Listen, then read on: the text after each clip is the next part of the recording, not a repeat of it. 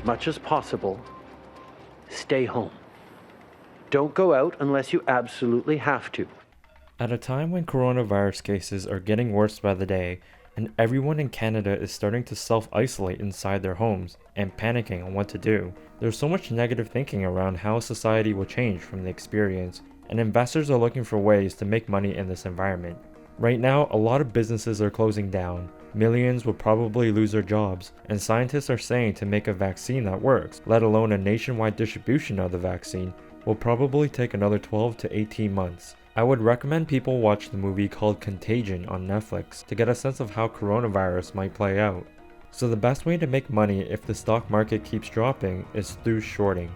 For those that don't know, and to use an example, shorting is basically if a stock drops 33% in value, then you make money and your investment gains 33% in value. In the context of investing, I usually like to think about it like a roller coaster. Stocks can take a while to rise, but when they fall, it's usually pretty fast, and then it can come up fast right after.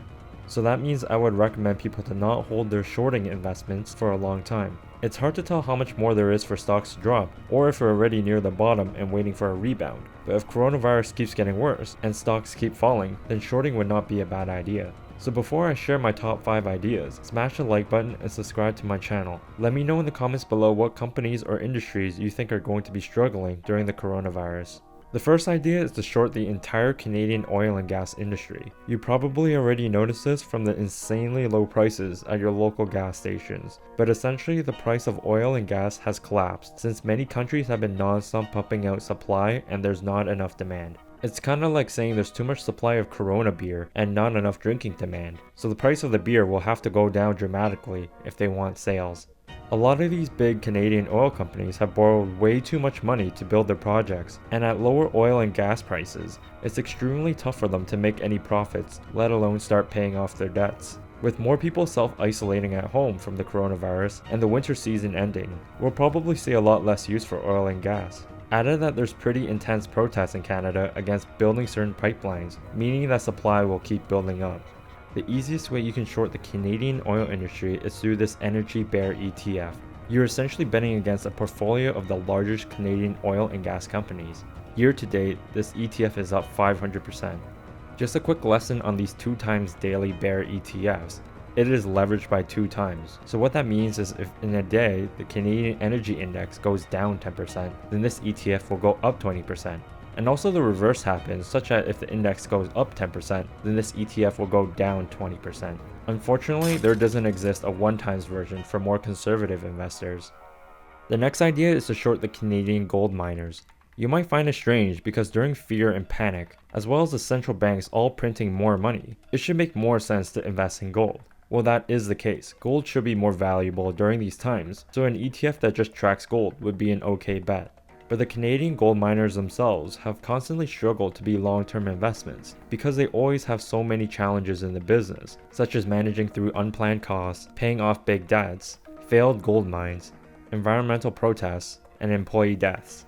With people playing a vital role in operating gold mines and mitigating the army of problems in the business, as well as the industry already seeing a lack of qualified people to hire, the coronavirus might put a pause on mining.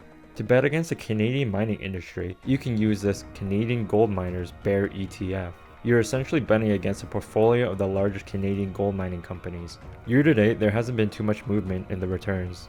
The next idea is to short the Canadian financial industry, which are just the big banks and insurance companies. Extremely low levels of interest rates around the world for the foreseeable future will mean that the financial companies will make less money. Also, in a nation where people and landlords have so much mortgage debt, and companies like those in energy, gold mining, and real estate have their huge corporate debts owed to the banks, it's easy to miss payments on loans, especially when household savings are low and the income stops coming in. In terms of life insurance, there's tons of Canadians who are covered, and if they die from the virus, then we can expect a lot of life insurance claims, and most of it will just be used to cover the mortgage debts that they owe.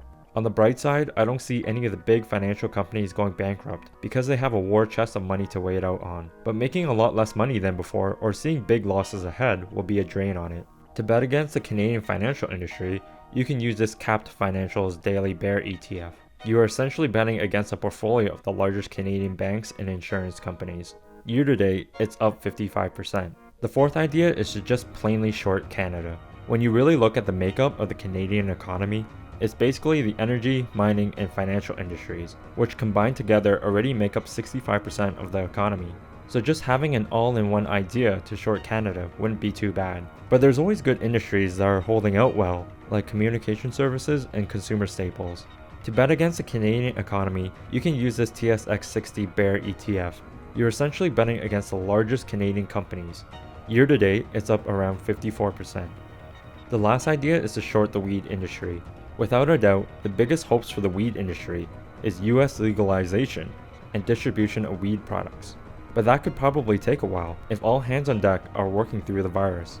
My concerns with the weed industry is that there's too much weed out there, making it really cheap to buy, and the rate of growth is dramatically slowing down because the large companies are focused on slashing costs to make profits.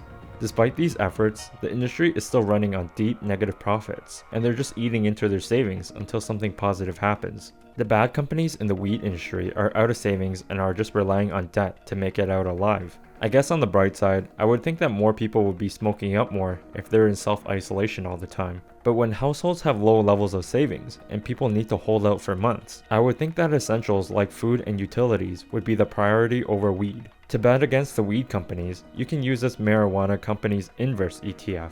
Note that this is not a 2 times leveraged ETF, it's just a 1 times. With this, you're essentially betting against the largest weed companies in the world. Year to date, it's up around 53%. So that's all for now. If you enjoyed this video or learned something new, remember to smash the like button and subscribe to my channel. Let me know in the comments below what companies or industries you think are going to be struggling the most during the coronavirus.